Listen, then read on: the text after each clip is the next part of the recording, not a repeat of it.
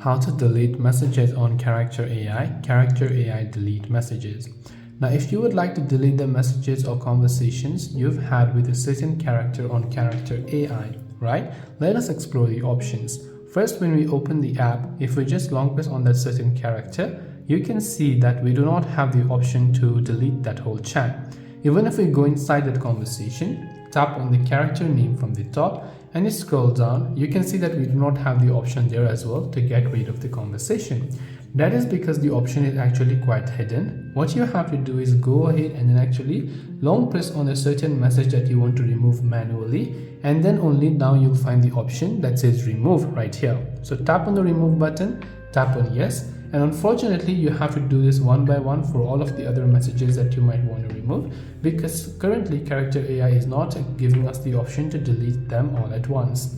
But either way, this is the way on how you can delete messages on character AI. I hope the video helps you out. If you have any questions, feel free to leave them down. Thanks for watching and see you in the next video.